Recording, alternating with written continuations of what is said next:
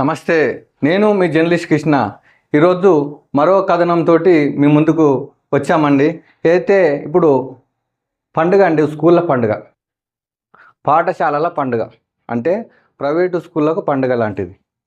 ఎందుకంటే మధ్యతరగతి దిగువ మధ్యతరగతి వాళ్ళు ఎక్కువ ప్రైవేటు స్కూళ్ళకు పంపితే మా పిల్లలు బాగుపడతారని చెప్పేసి ఆ ఉద్దేశంతో ప్రైవేటు స్కూళ్ళకు పంపుతుంటారండి. ప్రైవేటు స్కూళ్ళకు పంపుతుంటే ఇప్పుడు జూన్ నెలలో ప్రైవేటు స్కూల్ ప్రారంభం, గవర్నమెంట్ స్కూల్ కూడా ప్రారంభం, అన్నీ ప్రారంభం అవుతాయి. కాబట్టి ప్రైవేటు స్కూళ్ళకు పండుగ ఎందుకనంటే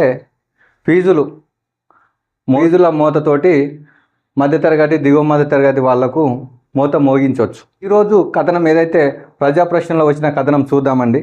ఈ యొక్క ప్రైవేటు స్కూళ్ళ పైన ప్రైవేటు స్కూళ్ళు ఫీజుల నిలువు దోపిడీ అంటే ప్రైవేటు స్కూళ్ళు వాస్తవానికి నిలువు దోపిడీ చేస్తున్నాయండి.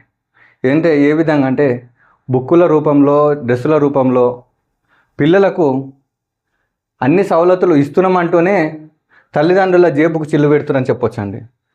బడులు తెరవక ముందే తల్లిదండ్రుల జేబులపై దండయాత్ర అంటే బడులు తెరవక ముందుకే వాళ్ళ తల్లిదండ్రుల జేబులపై దండయాత్ర అంటే ఖర్చు. బడుల కోసం, ఇప్పుడు పిల్లల కోసం వాళ్ళ భవిష్యత్తు బాగుండాలని తల్లిదండ్రులు ఏం చేస్తారు, రూపాయి కష్టపడి ఈ యొక్క పిల్లల ఫీజుల కోసము, వాళ్ళ యొక్క ఖర్చుల కోసం తీసి పెట్టడంతో ప్రైవేటు స్కూలు దానిపై దండయాత్ర చేస్తున్నారని చెప్తున్నారు. అనుమతులు 1వ తరగతికి, బోధన 10వ తరగతి వరకు. అంటే అనుమతులు ఏమో తక్కువ తీసుకుంటారండి. Primary school, upper primary school అని ఉంటుంది, ప్రాథమిక పాఠశాల, ఉన్నత పాఠశాల, ఈ విధంగా ఉంటుంది. అయితే అనుమతులు ఏమో తక్కువ తీసుకొని 10వ తరగతి వరకు కూడా కొన్ని పాఠశాలలు నిర్వహిస్తున్నాయి. దానిపైన నిఘా వ్యవస్థ పూర్తిగా విఫలమైందని చెప్పొచ్చు. ఫైర్, శానిటేషన్, ట్రాఫిక్ నిబంధనలు గాలి కొదిలి విద్యా వ్యాపారం. ఫైర్, శానిటేషన్ అండి, ప్రమాదాలు జరగకుండా ఫైర్, శానిటేషన్, ట్రాఫిక్ నిబంధనలు ఇవన్నీ పాటిస్తూ ఉన్నప్పుడే వాటికి అనుమతులు వస్తుంది.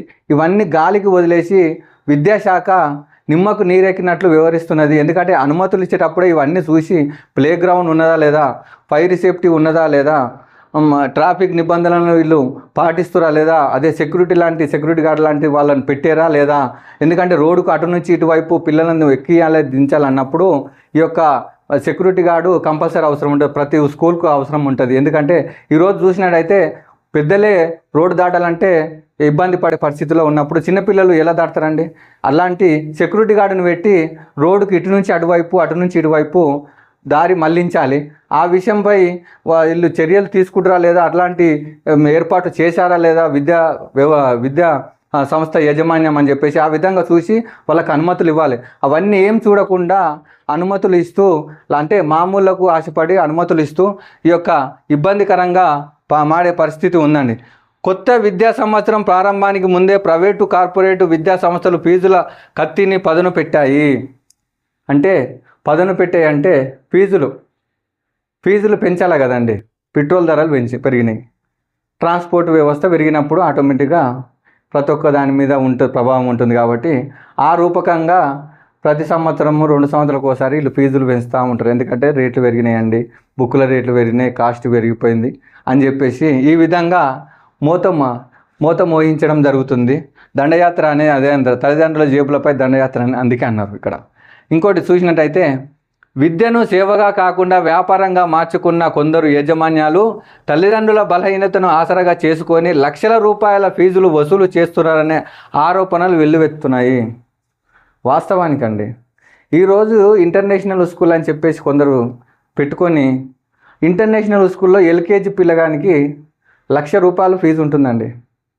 అక్కడ చెప్పేది ఏముందంటే ఏబిసిడీలు తప్ప ఇంకా ఏముండదు. ఎందుకంటే అతనికి అర్థమయ్యేది ఏబిసిడీలు మాత్రమే, లేకుంటే కంప్యూటర్ అవన్నీ ల్యాప్టాప్లు కూడా వచ్చే పరిస్థితి ఉండదు. ఎందుకంటే చిన్నపిల్లలు కదా, చిన్నపిల్లలకి ఎలా ఉండాలి, ఏబిసిడీలు ఆడుతూ పాడుతూ నేర్పించాలి. కాబట్టి సరే 2-3 ఆయమ్మలు లాంటి లేకుంటే టీచర్లు ఎక్కువగానే ఉండడం జరుగుతుంది. ఎందుకంటే వాళ్ళ ఆలనా పాలన చూడాలి కాబట్టి. కానీ కార్పొరేటు స్కూల్స్ అని చెప్పేసి కానీ ₹1,00,000 ₹1,00,000 ఒక పిల్లగానికంటే, ఎల్కేజీ పిల్లగానికి ₹1,00,000 అంటే ఏ పెద్ద మొత్తంలో ఈ ₹1,00,000 వ్యాపారం జరుగుతుందో ఒకసారి ప్రజలు కూడా గ్రహించాలి. ఈరోజు ప్రభుత్వ పాఠశాలలు బెస్ట్ అండి. ప్రభుత్వ పాఠశాలలలో మంచి విద్య చెప్తున్నారు, అన్ని ఫెసిలిటీస్ ఇస్తున్నారు, బాగా చదువుతున్నారు. గతంలో ఇప్పుడు ఉన్నటువంటి రాజకీయ నాయకులు కానీ, గతంలో ఇప్పుడు ప్రస్తుతం ఉన్న గతంలో పనిచేసిన ఐఏఎస్ అధికారులు కూడా ప్రభుత్వ పాఠశాలలో చదివిన వారేనండి. ఎందుకంటే ప్రభుత్వ పాఠశాలలో మంచి నాణ్యమైన విద్య ఉంటుంది. ప్రైవేటు స్కూళ్ళల్లో ఏం ఉండదండి, వాళ్లకు శారీరక ఆట పోటీలు ఉండవు. నిర్బంధ విద్యతోటి పిల్లలు ఫోన్లకు కానీ ఇతర వ్యసనాలకు అలవాటు పడి ఈ యొక్క విద్య అనేది దానికి కొంతమంది వ్యక్తులు పిల్లలు ఎవరైతే ఉన్నారో దాని మీద ఇంట్రెస్ట్ చూపకపోవడం. ఎందుకంటే చెప్పిందే చెప్పి ప్రైవేట్ స్కూల్ ఏముందంటే చెప్పిందే చెప్పి బట్టి పట్టడం అంటారు. దాన్ని ఏమంటే బట్టి పట్టి ర్యాంకులు తెప్పించుకోవడం. ర్యాంకులు ఎవరి కోసము? విద్యా సంస్థల కోసం వీళ్ళు పని చేయాలి. ఎందుకంటే వాళ్ళు ర్యాంక్ తెచ్చుకుంటే వాళ్ళు 10 మందికి మా ర్యాంక్ వచ్చినది, ఇంత ర్యాంక్ వచ్చినది, ఒక సంస్థలో ఇంత ర్యాంక్ వచ్చింది, మా ఈ స్కూల్లో ఇంత ర్యాంక్ వచ్చింది, ఈ కాలేజీలో ఇంత ర్యాంక్ వచ్చింది అని చెప్పేసి చెప్పుకోవడానికి, ర్యాంకులు చెప్పుకోవడానికి తప్ప వాళ్ళ యొక్క మానసిక పరిస్థితి ఏంది? గతంలో ఎన్నో కథనాలు వచ్చినాయి, అక్కడ ఇబ్బందికరంగా మారింది, ఇక్కడ ఇబ్బందికరంగా మారింది, పిల్లలు చనిపోయిన ఘటనలు ఎన్నో చూసినాం. ఇంకా అంటే ఆ విధంగా వాళ్ళను అట్లా ప్రిపేర్ చేయడం జరుగుతుంది. కాబట్టి ఒకసారి తల్లిదండ్రులు ఎక్కడ చదివిస్తే బాగుంటుంది, ఏ విద్యా సంస్థలు చదివిస్తే బాగుంటుంది, ఆ కోణంలో ఆలోచన చేయాలి. చదువు చెప్పాల్సిన స్కూళ్ళు కిరాణా దుకాణాలుగా మారాయా అంటే ఈరోజు వాస్తవం చెప్పొచ్చండి. చదువులు చెప్పాల్సిన స్కూల్స్ వ్యాపార దుకాణాలుగా మారినాయి, కిరాణా దుకాణాలుగా మారినాయి. ఎందుకంటే ప్రతిదీ వ్యాపారమే. ఫీజులు, బుక్కులు, పెన్నులు, రబ్బర్లు, బ్యాచ్లు, బెల్టులు, ప్రతి ఒక్క ప్రతి ఒక్కటండి, ట్యాగ్, ఇక్కడ ట్యాగ్తో సహా ప్రతిదీ కూడా వేసి అది ఈ యొక్క విద్య తల్లిదండ్రులు ఎవరైతే ఉన్నారో వాళ్ళ జేబులకు చిల్లు పెట్టడం జరుగుతుందండి. అలా దండుకోవడం జరుగుతున్నది. అనుమతులు 1 నుండి 7వ తరగతి వరకు, బోధన 10వ తరగతి వరకు. అంటే అదే అనుమతులు చెప్పాం కదండి, అనుమతులు ఏం తక్కువ ఉంటాయి, అక్కడ చెప్పే బోధన మాత్రం 10వ తరగతి వరకు కూడా తీసుకొని అట్లా చేయించడం కూడా జరుగుతుందని చెప్పేసి. ఫైర్, శానిటేషన్, ట్రాఫిక్ అనుమతులు లేకున్నా స్కూలు ఎలా నడుస్తున్నాయండి స్కూల్స్ అంటే దీనిపై విద్యాశాఖ పూర్తిగా విఫలమైందని చెప్పొచ్చు. పూర్తిగా విఫలమైందని. ఎందుకంటే ఇవన్నీ ఫైర్, శానిటేషన్, ట్రాఫిక్ అనుమతులు లేకున్నా కానీ స్కూల్స్ నడుస్తున్నాయి. అంటే ప్రతి నెల లేకుంటే సంవత్సరం లెక్కన మామూలు తీసుకొని గాలికి వదిలేసిరండి విద్యాశాఖ. ప్రశ్నార్థకంగా మారిన జీవో 46. ఎన్ని జీవోలు ఇచ్చినా ఏమి ఇచ్చినా కానీ వాటి అమలు చేయకపోవడంతో సామాన్య ప్రజలు, తల్లిదండ్రులు తీవ్ర ఇబ్బంది పడుతురండి. ప్రభుత్వం దీనిపై చర్యలు వెంటనే తీసుకోవాలని చెప్పేసి ప్రజలు కోరుకుంటున్నారు. గల్లీలో ప్లే స్కూల్ గుప్పెడు నిబంధనలు కూడా లేవు.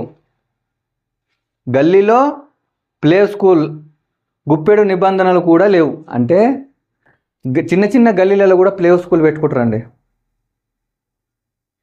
వాళ్ళకి అనుమతులు ఉన్నాయా లేవా అని చెప్పేసి ఈ యొక్క విద్యాశాఖ పర్యవేక్షించాలి. ఎందుకంటే ప్లే స్కూల్ పెట్టేసి ప్లే స్కూళ్ళ పేరుతోటి చిన్నపిల్లలను చూసుకున్న ప్లే స్కూల్ ఏవైతే ఉంటాయో, చిన్నపిల్లలను చూసుకునే ప్లే స్కూల్ ఏవైతే ఉంటాయో 5,000 నుంచి 10,000 రూపాయలు ఛార్జ్ చేస్తారండి. 20,000 రూపాయలు కూడా ఛార్జ్ చేసే స్కూల్స్ ఉన్నాయి. ఆ విధంగా ప్లే దీనిపై కూడా ఈ విద్యాశాఖ కఠిన నిబంధనలు చేసి చర్యలు తీసుకున్నట్లయితే ఈ యొక్క ప్రభుత్వానికి ఆదాయం వచ్చే అవకాశం ఉంటుంది. తల్లిదండ్రులకు కూడా కొంతవరకు ఈ డబ్బులు వృధా కాకుండా ఈ యొక్క మిగిలే అవకాశం ఉంటుంది. కాబట్టి ఆ విధంగా గ్రేటర్ హైదరాబాద్ నగరంలో అనేక కాలనీల్లో, గల్లీల్లో అనుమతులు లేకున్నా play school, nursery, LKG, UKG కేంద్రాలు పుట్టగొడుగుల్లా వెలుస్తున్నాయి. వాస్తవం అండి.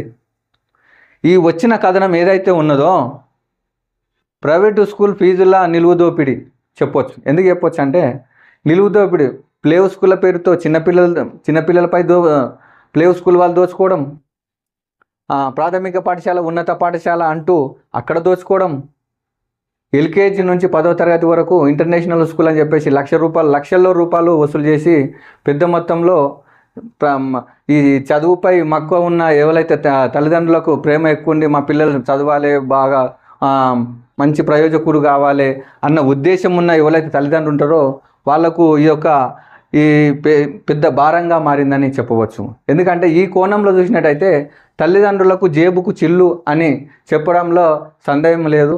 దీనిపై కామెంట్లు తెలపగలరని కోరుకుందాం. నమస్తే. Thank you.